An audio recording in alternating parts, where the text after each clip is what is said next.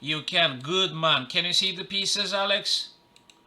Yes. Good, good, good, good. That's very good. Very good, Alex.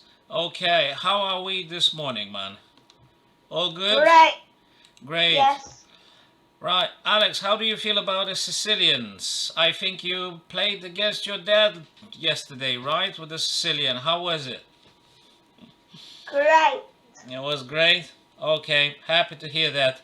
And there is something interesting, Alex. I'm talking about the Vienna Gambit. I think you had the game like 2 days before, and you played the guy, you played the person, and it's something in particular we'll just try to discuss together about your answers with black.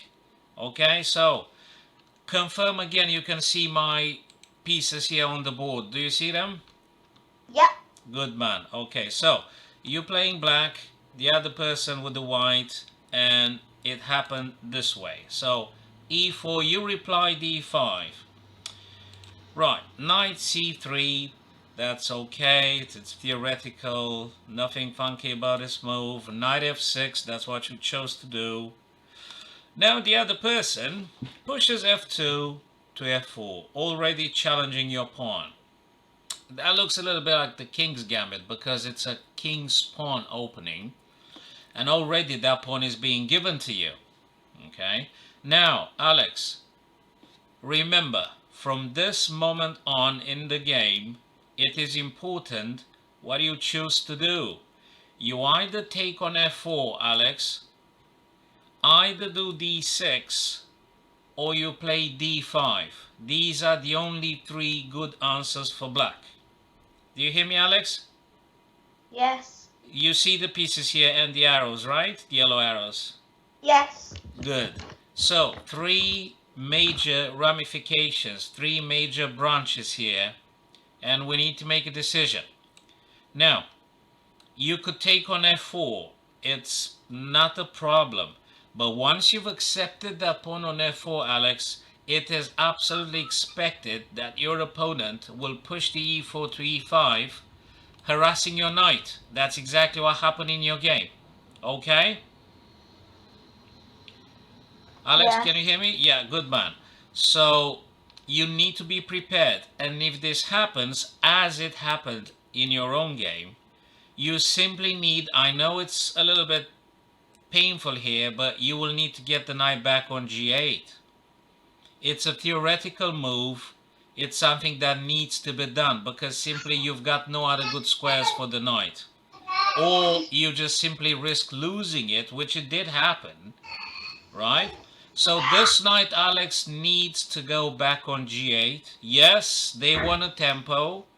Okay, you are going to play d6 afterwards, challenging this pawn. And if white tries to reinforce it, you're gonna take, white's gonna take, queen's gonna be swapped, and I think that's your ticket to freedom. So that's the way out, if you accept the pawn, okay, when it happens in the future. But Alex, there are two other ways for you to tackle this position. One is d6, which is a bit more defensive. Okay, you just defend your own pawn here on e5.